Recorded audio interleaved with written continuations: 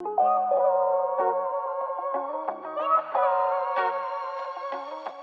est le collectif Totou. Moi c'est Marie. Et moi c'est Roxane. Et en fait aujourd'hui, pour la Biennale Appel d'air, c'est notre première collaboration toutes les deux. On est plasticienne, artiste plasticienne, et on s'est réunis pour ce premier projet à Arras.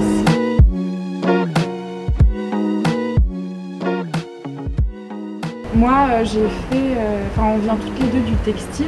En fait, on a fait la même école, mais pas au même moment. Ouais. Sauf que moi, j'ai fait un DMA costume, donc pour apprendre à réaliser des costumes pour le théâtre, le spectacle. Et toi, la broderie? Ouais, moi j'ai commencé comme ça dans l'art, la création, par la broderie, par une approche de la matière en fait, surtout ça, matière souple au départ avec le textile. Et puis j'ai terminé au Beaux-Arts, donc j'avais envie d'une approche beaucoup plus artistique, plus artistique et plus ouverte aussi à d'autres matières. Moi je viens de Montreuil, en Ile-de-France. Ok. Ouais. Moi je viens de Picardie, des Hauts-de-France. Okay. Et j'ai été à Paris pour mes études et à Bruxelles. Je vis à Bruxelles du coup.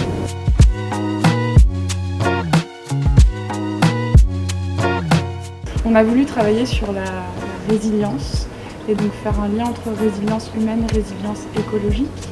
Et donc pour la résilience écologique, on a voulu parler des plantes urbaines, donc c'est des plantes qui sont capables de pousser dans la ville, de retrouver, de planter leurs racines malgré l'adversité. Et pour la partie écologique, la partie environnement non humain, on a travaillé avec la technique du tatakizomé, qu'on peut aussi appeler le martelage. Donc en fait c'est une technique d'impression avec des plantes. Donc on a fait... C'est ce que vous voyez dans cette... Ouais. Donc en fait on a cueilli plein de plantes urbaines avec les femmes du centre social des quartiers ouest d'Arras. On les a nommées, on a fait une grande composition sur le tissu, on a replié le tissu en deux et on a tapé avec des marteaux. En fait, ça consiste à taper les plantes avec des marteaux et en fait, les tanins de la plante viennent s'imprimer dans le textile.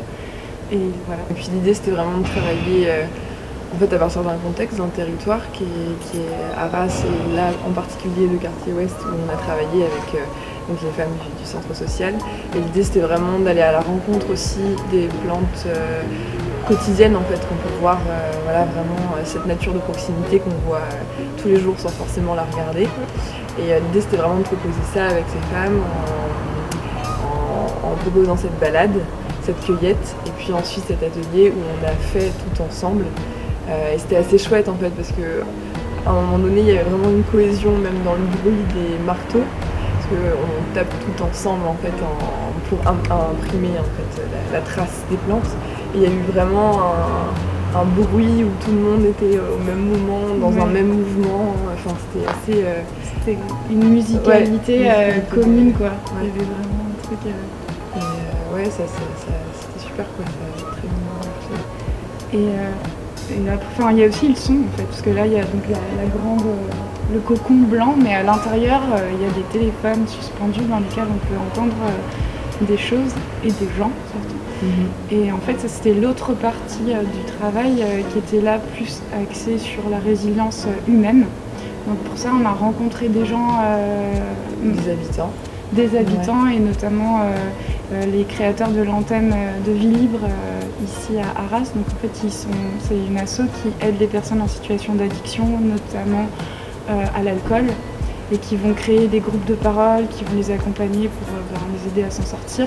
Et donc les deux personnes qui ont créé cette antenne ont elles-mêmes un parcours très résilient parce qu'en fait elles étaient alcooliques et elles s'en sont sorties et elles se servent vraiment de cette expérience pour aider les autres. Donc c'était hyper beau de les rencontrer. On a assisté à un groupe de parole et puis on les a interviewés en fait. Ils nous ont vraiment raconté leur parcours. Et donc on peut les entendre dans l'installation. Marc et Mathilde. Ouais. Oui, c'est vraiment des personnes puissantes avec un parcours très dense et impressionnant. Et c'est des beaux exemples de résilience. Okay. Et on peut entendre aussi, en fait il y a 5 sons, donc c'est vraiment une installation textile et sonore. Donc il y a d'autres sujets, donc on a fait un micro-trottoir à Arras cette semaine, début de semaine, place des Héros, où on m'a demandé de façon un peu plus légère ce que représentaient pour chacun les mauvaises herbes. Enfin, l'expression mauvaise herbe, puisque c'est l'expression commune, mais finalement c'est des plantes spontanées. Et donc on peut l'entendre aussi, il y a un montage de plein de réponses différentes, hein, tout un panel assez drôle. Et puis aussi quelques textes qui parlent plus spécifiquement de plantes résilientes, urbaines. La bouléia de David qu'on peut voir en fait dans cette friche, puisque nous aussi ce qui nous a intéressé en venant ici et en s'installant ici, c'est cet endroit qui répond directement en fait à notre travail, puisque les friches c'est vraiment l'endroit où les plantes peuvent se déployer et vivre, les plantes spontanées sans problème. Voilà. Et le dernier texte, c'est les voix des marteleuses, le dernier son. Ouais. Les voix des marteleuses qui nomment les plantes aussi dans un des enregistrements.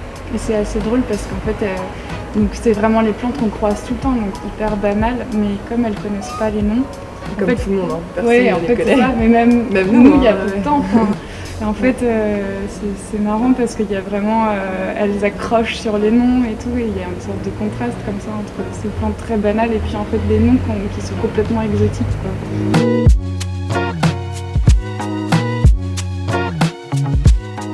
Les plantes déjà. Ouais, les plantes. Moi, je sais que les cabanes, c'est ma source d'inspiration. Ouais. Oui, ça nous a beaucoup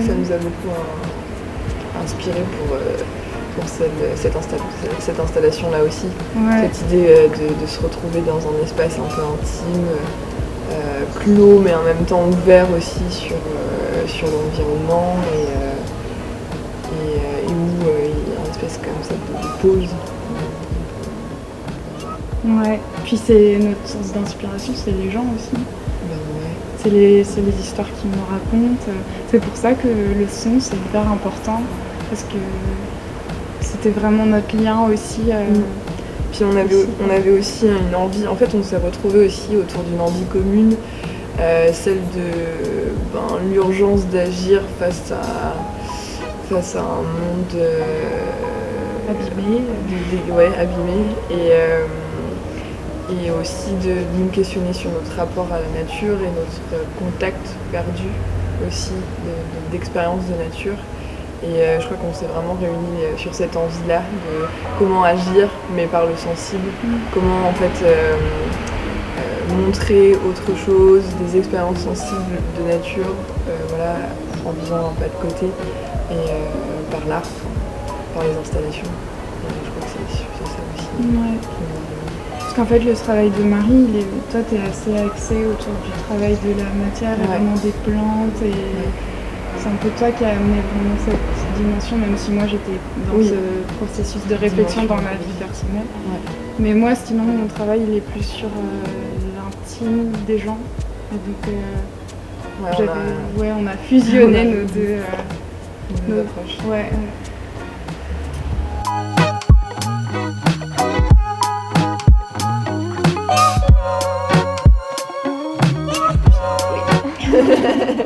Moi je suis sympa. Bien sûr, parce qu'on a trop envie de continuer à travailler ensemble. C'était un peu là c'était vraiment le... C'est arrivé un peu au hasard, en fait on s'était rencontrés peu de temps avant, il y a eu cet appel à projet. Et ça a été un coup de foudre.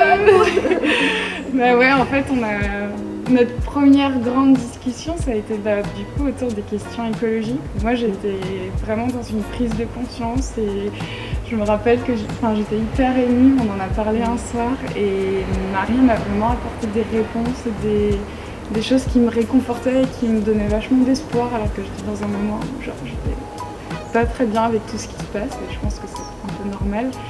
Et en fait, à partir de là, après, on s'est dit qu'il fallait qu'on bosse ensemble. Et puis on a vu l'appel à projet à ce moment-là.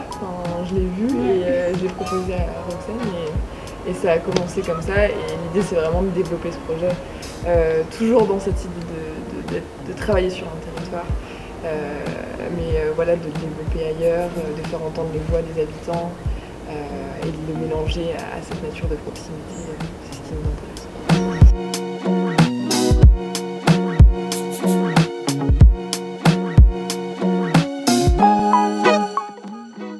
Et ben, on s'est rencontrés à Montreuil, par nos copains. Qui travaillaient ensemble à ce moment-là. Okay. Ouais, j'ai travaillé au mur à pêche de Montreuil, qui est un espace aussi urbain, de nature urbaine. C'est marrant parce que c'est là où on s'est rencontrés. Donc ça fait sens aussi. Complètement. Ouais. Et voilà.